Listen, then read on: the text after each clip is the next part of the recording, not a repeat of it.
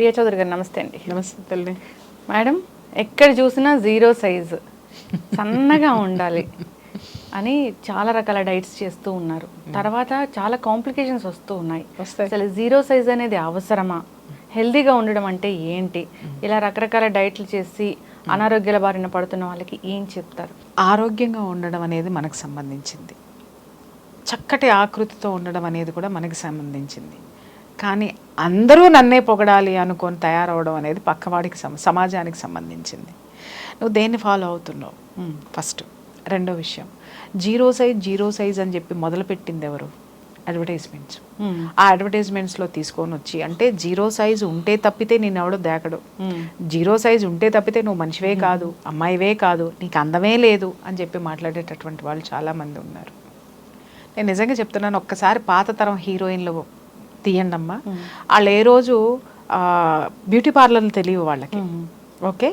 ఆ తర్వాత అసలు వాళ్ళకి ఎలాంటి కృత్రిమమైనటువంటి డైటుల జోలికి వాళ్ళు వెళ్ళాలి. శుభ్రంగా వెన్న వేసుకొని, నెయ్యి వేసుకొని, చక్కగా స్వీట్లు తినుకుంటూ హ్యాపీగా ఉన్నారు.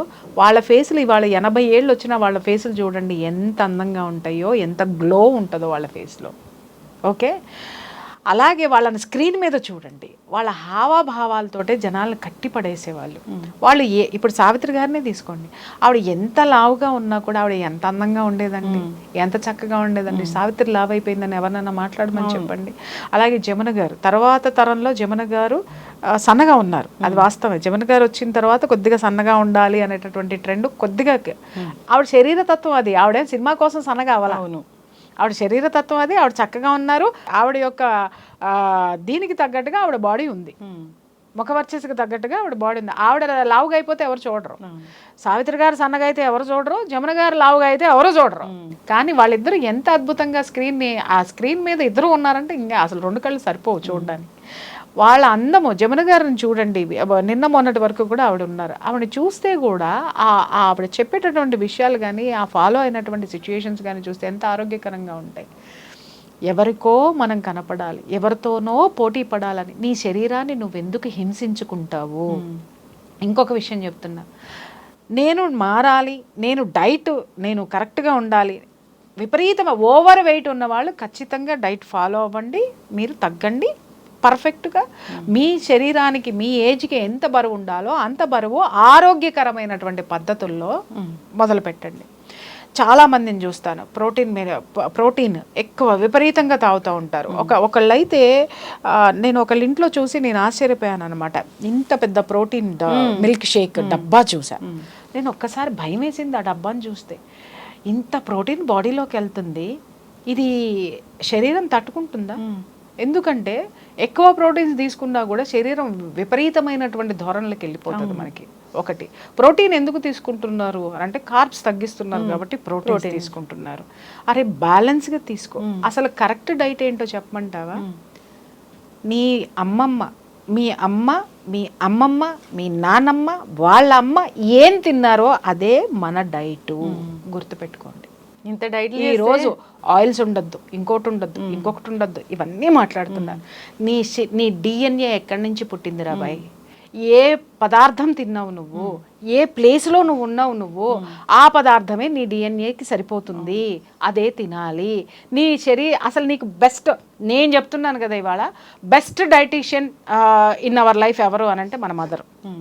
ఎందుకని అంటావేమో, చిన్నప్పటి నుంచి గోరుముద్దలు తిని పాలు బ్రెస్ట్ ఫీడింగ్ ఇచ్చిన దగ్గర నుంచి, చనుబాలు ఇచ్చిన దగ్గర నుంచి, నువ్వు ఇంకొకళ్ళ ఇంటికి ఇల్లాలుగా వెళ్ళేంత వరకు నీకు గోరుముద్దలు తినిపించిన దగ్గర నుంచి, నీకు నాన్ వెజ్లో వండించిన దగ్గర నుంచి, నీ యొక్క మొత్తం బయోడేటా ఆవిడ దగ్గర ఉంటుంది. ఏముంటుంది?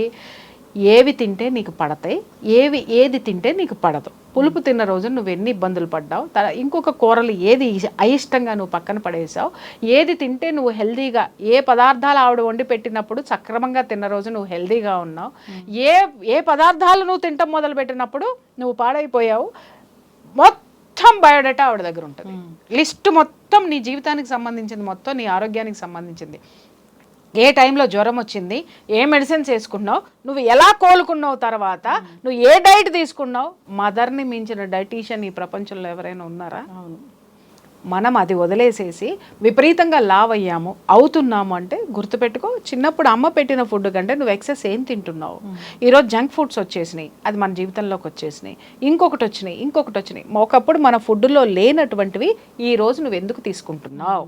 అది నీ ఫుడ్ కాదు, కానీ నువ్వు తీసుకుంటున్నావు కాబట్టి నీ శరీరంలో విపరీతమైన ఒబెసిటీ పెరిగిపోవడం, విపరీతంగా పొట్ట పెరగడము, ఒకప్పుడు మందు కొట్టడము అనంటే డ్రింక్ చేయటము అనంటే నామోషి. పెద్ద పెద్ద ఇళ్లలో కూడా చావుగొట్టి చెవులు మూసేవాళ్ళు, తెలియకుండా బయట ఎక్కడన్నా వన్స్ ఇన్ ఏ వైల్ పార్టీల్లో తాగి వచ్చేవాళ్ళు.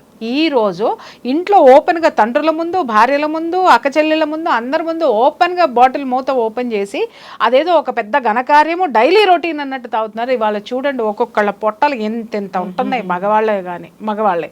ఇంకా ఆడవాళ్ళ విషయాలు నేను చెప్పనే అక్కర్లేదు. ఎందుకు ఇంత ఒబెసిటీ వచ్చేస్తుంది? ఎందుకు ఆ పొట్టలో ఏమేస్తున్నావు నువ్వు? ఎందుకు పెరిగింది చెప్పు? నీకు అక్కర్లేని చెత్త మొత్తం దాంట్లో వేసావు. లిక్కర్ అనేది నీ జీవితానికి సంబంధించింది కాదు, నీ డైట్ కాదు, దాన్ని చేర్చావు. తర్వాత బయట ఫుడ్స్ స్విగ్గీ, జొమాటో, టమాటో, ఇంకేవేవో ఉన్నాయి, వాటన్నిటిని వచ్చేసి నీ మెనూలోకి జాయిన్ చేసేసావు.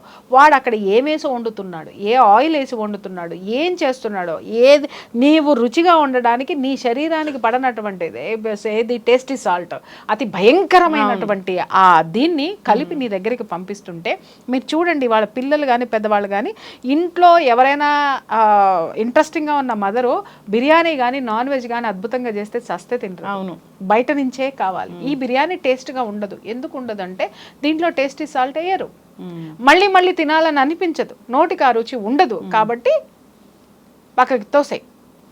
ఏది కావాలి అని అంటే బయట వాడు మనకి ఇచ్చేటటువంటి విషం మీద మనం ఆధారపడి ఉన్నాము.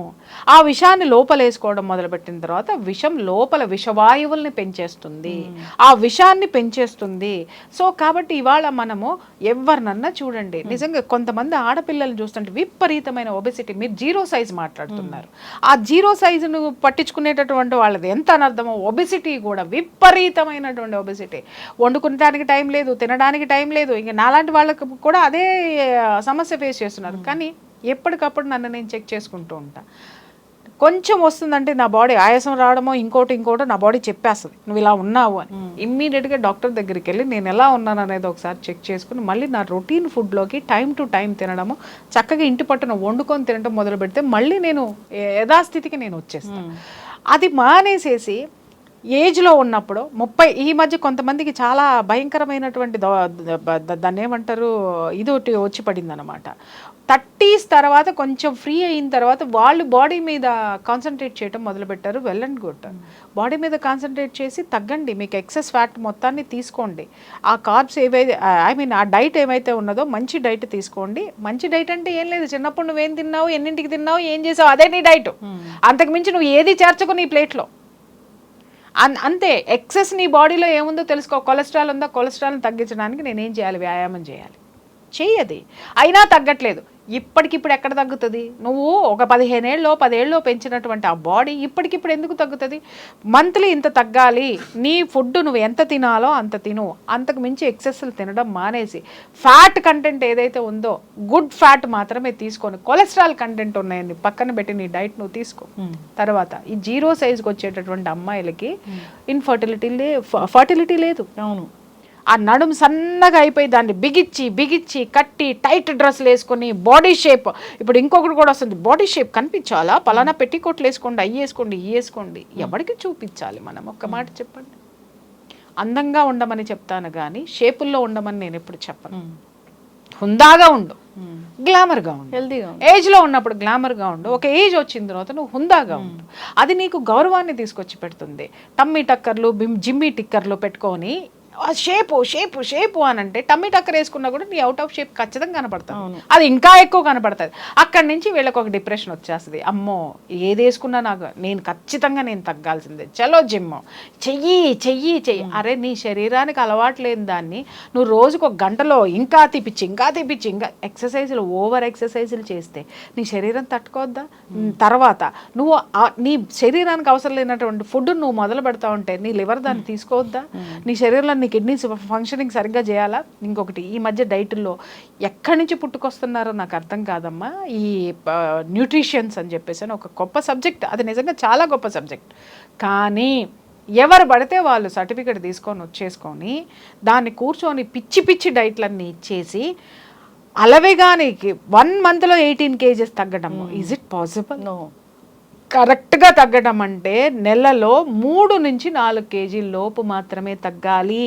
అంతకు మించి నువ్వు ఓవర్ వెయిట్ ఇప్పుడు లిఫ్ట్లో మనం పైకి వెళ్తున్నాం, సాఫ్ట్గా వెళ్తున్నాం, మన బాడీ ఎలా ఉంటుంది, కంఫర్టబుల్గా ఉంటుంది. కిందకు వచ్చేటప్పుడు కూడా అంతే సాఫ్ట్గా వచ్చి మెల్లగా లిఫ్ట్ ఆగిన రోజున ఆ లిఫ్ట్ దిగే వాళ్ళ పరిస్థితి ఎలా ఉంటుంది? చాలా హ్యాపీగా ల్యాండ్ అవుతాం, బయటకు వస్తాం. అదే ఠకామని లిఫ్ట్ దిగింది అనుకో, ఒక్కసారి ఉలిక్కి పడతాం, బ్రెయిన్ ఒక్కసారి దెబ్బతింది, మనకి ఒకసారి అనీజీనెస్ వచ్చేస్తుంది. అనీజీనెస్ వచ్చినప్పుడు ఆ గజిబిజి గందరగోళంతో బయటకు వస్తాం. నీ బాడీ కూడా అదే గందరగోళానికి గురవుతుంది, నీ లోపల ఉన్నటువంటి ఆర్గాన్స్ అన్నీ కూడా అదే గందరగోళానికి గురవుతాయి. ఈ జీరో సైజ్ అన్న వాళ్ళకి ఫర్టిలిటీ శూన్యము, తర్వాత యాంగ్జైటీలు, డిప్రెషన్స్ ఎక్కువ వస్తున్నాయి వాళ్ళకి. డిప్రెషన్లు అనేవి, యాంగ్జైటీలు అనేవి ఎందుకు వస్తున్నాయి? చాలా మంది మన మోడల్స్ని వాళ్ళని కూడా ఎందుకు సూసైడ్ చేసుకుంటున్నారు? చిన్న లవ్లో ఫెయిల్ అయితే ఆ లవ్ ఫెయిల్యూర్ అనేది ఒక కారణం. అసలు కారణం వాళ్ళ శరీరంలో ఉంది. ఆ మోడలింగ్ చేయడానికి వాళ్ళ బాడీకి ఇచ్చేటటువంటి కావలసినటువంటి పోషక విలువలు, పోషక విటమిన్స్ ఇవ్వకుండా ఏవేవో ఆ జీరో సైజ్ కోసం తిని వాళ్ళ హైట్కి సంబంధించి సరైనటువంటి వెయిట్ లేక, ఆ కార్బ్స్ అందక, ఆ విటమిన్స్ అందక, ఆ పోషక విలువలు లేక శరీరం మొత్తం కుంటు పడిపోతే ఈ లివర్ అది ఇంటెస్టైన్ మీద పడుతుంది. నువ్వు తినే ఆహారమే నువ్వు. ఓకే, అది నీ ఇంటెస్టైన్, నీ కడుపు శుభ్రంగా ఉంటే నీ బ్రెయిన్ కరెక్ట్గా ఉంటుంది, నీ పొట్ట ఆరోగ్యంగా ఉంటే నీ ఆలోచనలు ఆరోగ్యవంతంగా ఉంటాయి. ఇక్కడ ఏమవుతుందంటే దీనికి ఓపిక లేదు, దీనికి అసలు ఓపిక లేదు. ఎందుకంటే ఏ ఫంక్షనింగ్ కరెక్ట్గా లేదు. నువ్వు బొమ్మలాగా ఆడుతున్నావు, పోతున్నావు. ఎదుటివాడి నుంచి ఈ రోజు మనము ఫస్ట్ ప్లేస్లో ఉన్నామంటే గుర్తుపెట్టుకోండి, మనము అంతకుముందు ఫస్ట్ ప్లేస్ని తొక్కి మనం పైకి వచ్చిన రోజున, ఈ ఆనందం తీసుకున్న రోజున, వేరే వాళ్ళు నీ ప్లేస్లో వచ్చి నుంచున్నప్పుడు తట్టుకునేటటువంటి శక్తి మన శరీరానికి మనం ఇవ్వడం లేదు. ఆ వాస్తవం గమనించు. నీకు ఫస్ట్ ప్లేస్ ఎక్కడి నుంచి వచ్చింది? నువ్వు తొక్కేసి, నువ్వు రెండో దానివి మొదటి దాన్ని తొక్కేసిన తర్వాతే నువ్వు ఇక్కడికి వచ్చావు. అలాగే నీ ప్లేస్లోకి ఇంకొకళ్ళు వస్తున్నారని ముందే నువ్వు సిద్ధంగా ఉండు. అండర్స్టాండ్? అది ఇంకొకళ్ళు రావాలి అనేటటువంటి ఆకాంక్షతోటి ఉండు. అప్పుడు నీకు డిప్రెషన్ అనేది రాదు. ఈ జీరో సైజ్ మీద కావాల్సిన పోషక విలువలు ఈ శరీరంలో లేక విపరీతమైన డిప్రెషన్, యాంగ్జైటీ, ఫర్టిలిటీ లేకపోవడం, పిల్లల కోసం IVFలు. ఓకే, అన్నీ కృత్రిమం. ఆరోగ్యమూ లేదు. నువ్వు దేనికోసం ఉన్నావు? ఎదుటివాడికి నువ్వు అందంగా కనపడాలి, అందరూ నన్ను పొగడాలి. నువ్వు డిప్రెషన్ తెచ్చుకుని మూలన పడిన తర్వాత నీ మొహం ఒకసారి అద్దంలో చూసుకో, పీకుపై ప్రాతకాలు వస్తుంది నీకు. అదే ఆరోగ్యవంతంగా తిను, చక్కగా ఉంటుంది. ఫేస్లో ఎంత గ్లో వస్తుంది. మంచిగా నెయ్యి వేసుకుని తిను, వెన్న వేసుకుని తిను, చక్కగా కారపొళ్ళు వేసుకుని తిను, పచ్చళ్ళు వేసుకుని తిను. ఈ మధ్య కూడా ఊరగాయలు తినద్దు, అవి తినద్దు, ఇది తినద్దు. ఏం తినాలి? తిననివి మన ఆహారంలోకి ఎందుకు వచ్చి చేరినాయి అంటే మెయిన్ ఫ్యాట్ తినడం అనేది మానేసాం మనము. ఏ ఫ్యాటు? చిన్నప్పుడు మజ్జిగ నుంచి చిలికినటువంటి వెన్న ఏదైతే ఉందో అలా తీస్తూ మా నాన్నమ్మ ఇంత ముద్ద మా నోట్లో పెట్టేదన్నమాట. హ్యాపీగా దాన్ని తినుకుంటా. ఎందుకంటే ఆ టేస్ట్ కోసం చూసేవాళ్ళం అక్కడ. ఎప్పుడు నాన్నమ్మ ఎప్పుడు తీస్తావు. ఆ తర్వాత నెయ్యి. ఆ నెయ్యి కూడా ఆవిడ ఎలా వేసి పెట్టేది? కారం వేసి, ఏది కూరలో వేసుకునే కారం వేసి దాంట్లో నెయ్యి వేసి పెడితే ఎంత కమ్మగా ఉండేదమ్మా.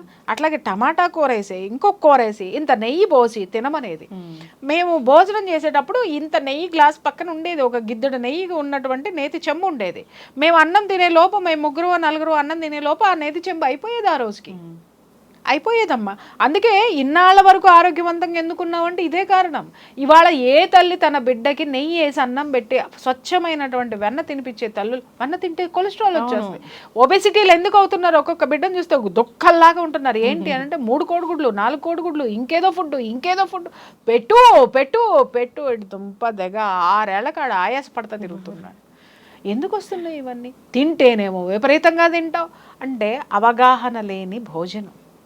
ఆ అనారోగ్యమైనటువంటి తిండిని నువ్వు తింటున్నావు. ఒబెసిటీ ఎంత ప్రమాదకరమో జీరో సైజ్ అంతకంటే 3 ప్రమాదకరము. వీళ్ళకి ఎందుకంటే దేన్ని తట్టుకునేటటువంటి శక్తి వీళ్ళ శరీరంలో ఉండదు. ఆ ముఖం చూడండి, ఆ జీరో సైజులో ఉన్న వాళ్ళ ఫేస్ ఎవరిదన్నా బాగుంటుందా? ప్రాతకాలు ఉట్టి పడతా ఉంటుంది. నన్ను ఏమన్నా అనుకోండి, జీరో సైజులో ఉన్న వాళ్ళు తిట్టుకున్నా నాకే లిఫ్టింగ్ కోసం. తర్వాత మళ్ళీ ఇంకొకటి, ఆ ప్రాతకాలను ఉట్టిపడే ప్రాతకాలను తీసిపడేయడానికి మళ్ళీ దానికి ఇంకొక మెరుగులు, మేకప్లు, మళ్ళీ దానికి ఒక బొటాక్స్ ఇంజెక్షన్లు. ఏంటమ్మా అది? నీ శరీరమా ప్రయోగశాల? చాలా నీ ఇష్టం వచ్చినట్టు చేయడానికి. చక్కగా కడుపు నిండా తినండి, కంటి నిండా నిద్రపోండి, అదే అసలు సిసలైనటువంటి అందము, ఆనందకరమైనటువంటి జీవితం కూడా. ఎస్, ఖచ్చితంగా మ్యామ్. సో జీరో సైజు అనేదానికన్నా హెల్దీగా వెయిట్ తగ్గడం దాని గురించి ఆలోచించాలి. సో ఉన్నవన్నీ మానేసి ఏదో కొత్త డైట్ చేయడము, దానివల్ల అనారోగ్య సమస్యలు కొని తెచ్చుకోవడం, ఇవన్నీ మానేసి హెల్దీగా వెయిట్ తగ్గడం ఎలాగో ఆలోచించుకొని మన లైఫ్ స్టైల్ని చేంజ్ చేసుకోవాలని కోరుకుందాం. చాలా చక్కటి ఇన్ఫర్మేషన్ అండి, ధన్యవాదాలు. Thank you.